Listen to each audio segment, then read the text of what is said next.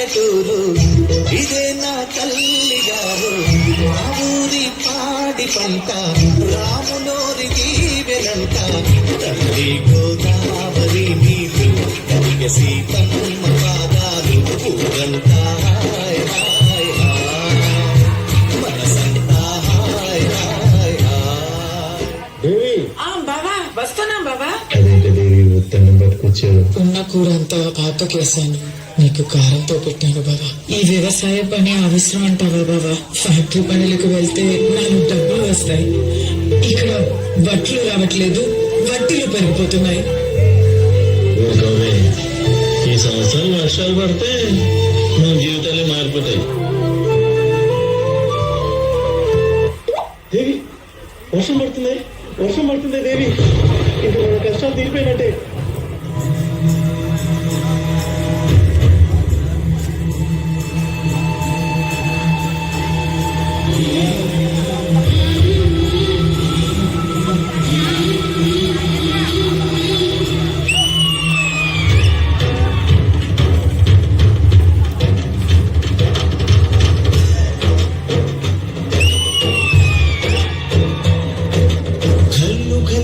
సిరిమూవల్లి చినుకే చేరగా జల్లు జల్లుమని పులకింతల్లు పుడమే పాడగా ఎత్తి కరిమత్తు వానబాణాలు వేయని నిలువెల్ల మనసు పడగళ్ళు నాకి కడగళ్ళే తీరని జడివాన జాడతో ఈ వేళ జన జీవితాలు చిగురించేలా రామసీమలో ఈ వేళ రకనాల భారమే కురిసేలా.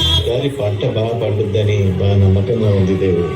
ఈసారి పండక్కి కొత్త బట్టలు కొనుక్కుందాం. స్కూల్ యూనిఫామ్ వెనకాల చినిగిపోయింది నాన్న, అందరు ఎక్కిరిస్తున్నారు నాన్న.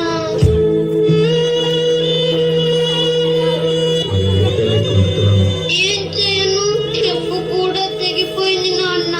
అమ్మకి ఎన్నిసార్లు చెప్పినా ఫినిష్ పెట్టి పంపిస్తుంది, అదేమో నా కాళ్ళు గుచ్చుకుంటుంది నాన్న.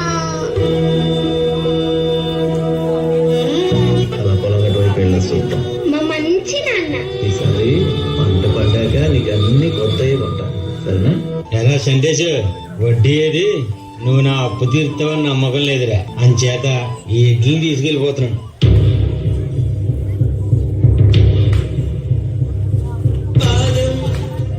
కదలనంటుందా ఎదురుగా